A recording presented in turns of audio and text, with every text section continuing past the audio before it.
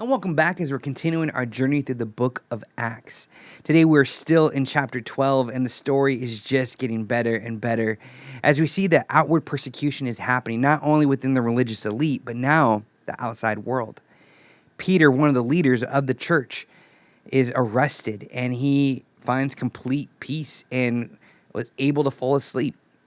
What kind of gets to me is that an angel showed up in his cell, and even the brightness of the angel that shone in the whole entire jail cell didn't wake up Peter.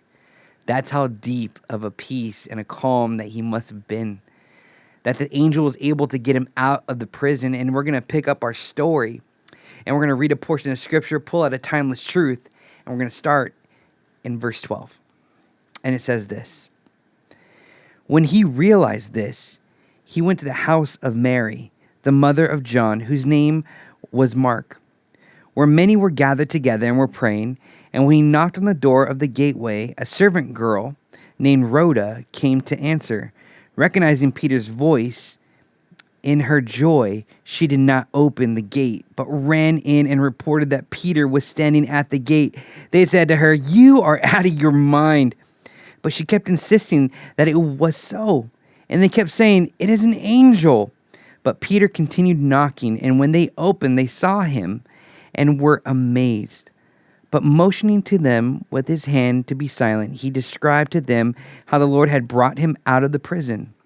And he said, "Tell these things to James and to the brothers." Then he departed and went to another place. Now, I think we can all relate with this devotional thought. Because when someone we know is facing a painful situation, it's easy to offer a quick spiritual phrase like, "Our thoughts and prayers are with you," and then we move on. We mean well, but sometimes those words can feel empty, especially when there's little else we can possibly do. But when the suffering person is someone close to us, like a child or a spouse or a close friend, the weight feels even heavier. And in those moments, we often long for the perfect words that would ease any amount of pain. Or we even wish that we can take their place, even for a day, that they won't feel the momentous pain that they've been experiencing. But deep down, we know that neither eloquent words nor self-sacrifice can truly fix what is broken. That helplessness can leave both us and our loved ones feeling overwhelmed and unsure of what to do. So in Acts chapter 12, Peter was imprisoned and facing possible death. His friends and fellow believers could not reach him, could not break him out, and could not stop the injustice. But they did not give up. The church was found doing the one thing that they could do.